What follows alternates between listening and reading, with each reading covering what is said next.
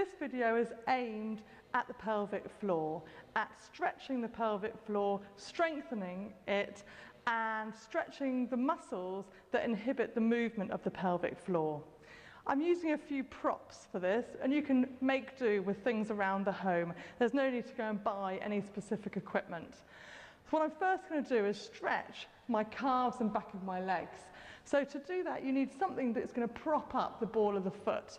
So you could use a specific Pilates type block, or a half dome, or a rolled up towel, or even a coffee table book. So I'm just going to move between each one of those so you can see how they would work, but you can absolutely use anything. You could even use like a tree root in the park or something like that. And every time you do it, then you're just going to have the ball of the foot at a different height. So actually doing it with a variety of different props is a good idea. So I'm going to have the ball of one foot up on my prop, and then I'm going to start with the other foot far back, the other leg far back, hip width with my feet parallel. So feet parallel would be the outside edges lined up. So actually they look turned in.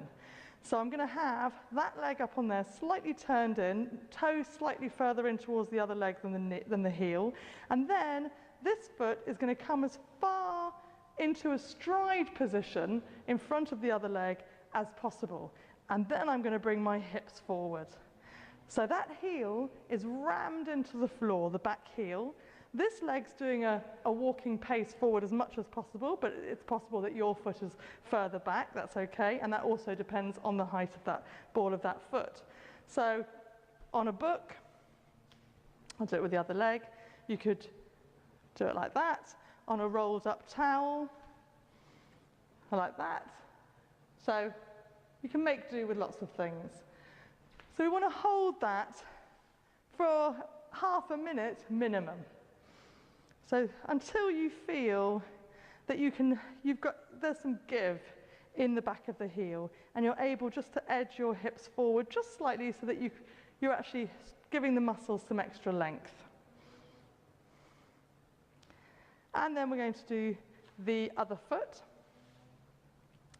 So you prop it up and you bring the other leg in, and of course how high you have the ball of that foot determines how much of a stride you can get out of this other leg. So don't judge too harshly, but we are trying for a good stride forward.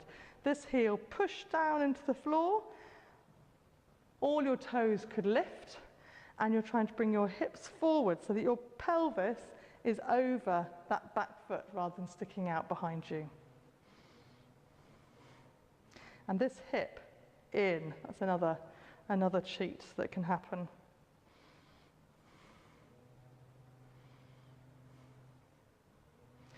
So this stretches from the middle of the foot, from the arch, all the way over to the knee. You can feel it up right down the back of the knee, so right over the heel. And in order for the back of your leg to be long in the thigh, it needs to be long here. Otherwise, these are all connected with the same sort of function. Okay, so once we've had a stretch there, we're going to stretch over the whole length of the back of your legs. So using a half dome, you would put the ball of both feet on, hip width and parallel, slightly turned in.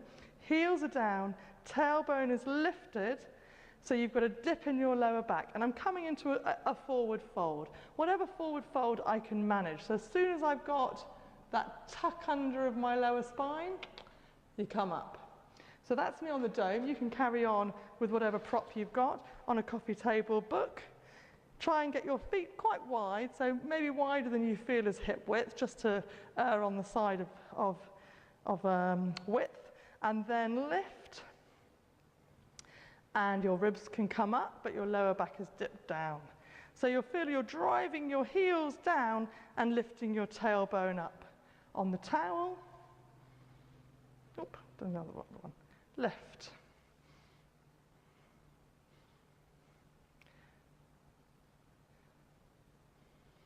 So you can feel that coming from your lower back all the way over your glutes, down the back of your legs, right down to your heels, extra length.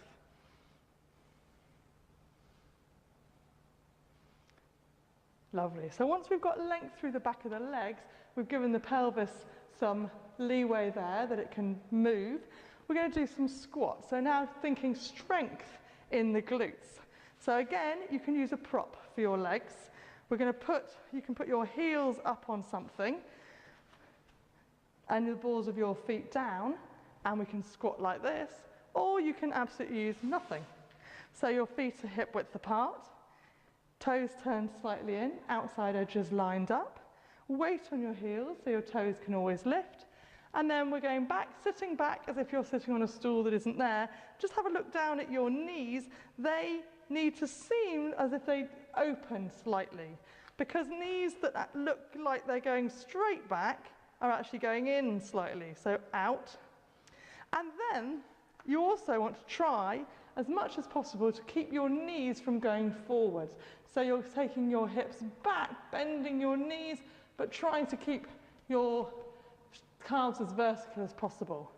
And your arms can come up to counteract the weight of your hips, and then we're going to come up. And we're going to breathe now and do some more. So we sit back and come up.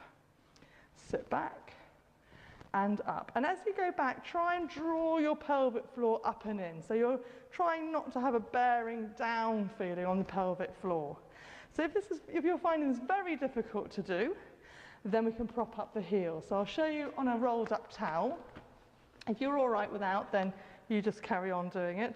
But with your heels propped up, you might just find you just get a little bit more of a squat, and you're able to keep your calves vertical more easily. So if that's the case, then use something to prop your heels up. The higher you prop, the easier it is. So you want to start taking that prop down. So you get to having heels on the floor. But still, variety is the spice of life. So just try lots of different propping, high propping, low propping, no propping.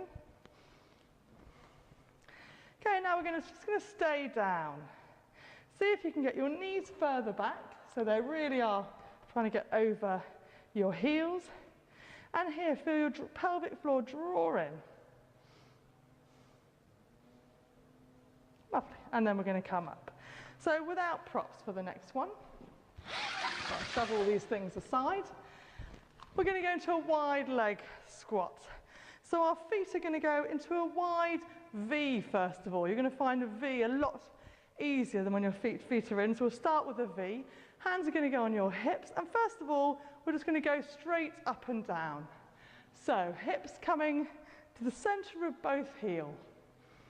So there's a stretch here. So part of pelvic floor strengthening, a massive part of it is pelvic floor stretching. And this, we're going to start to stretch left to right.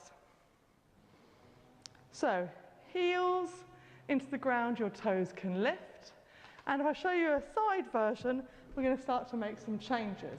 So we're going up and down.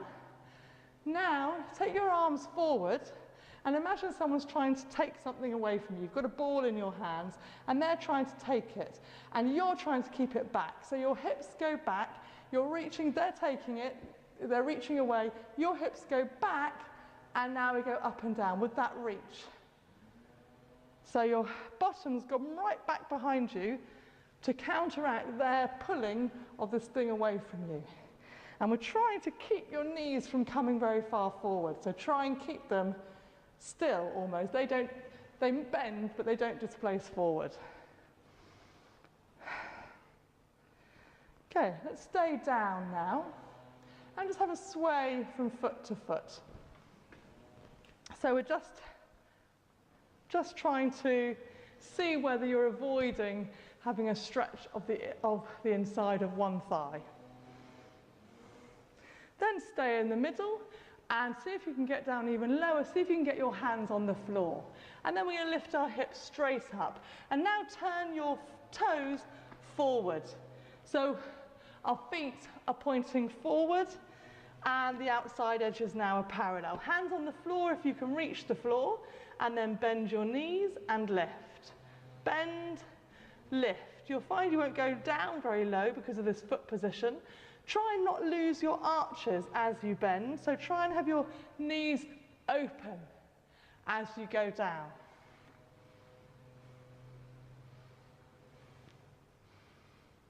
Okay, and now we're going to stay down in the bend. Feel the pelvic floor. If you can, try to give it a lift. So you're giving it like this cone-shaped lift from your pelvis all the way up through the top of your body. And then straighten out your legs, walk your toes and heels in towards each other. And we're just going to kneel for a moment and just think about the breath. So hands go on your rib cage. So your thumbs are tucked around your back. And we're going to breathe in through the nose and out through the mouth. Though you can breathe out of the nose if you prefer in daily, your daily routine. But try to push into your hands as you breathe in. So expanding your ribs.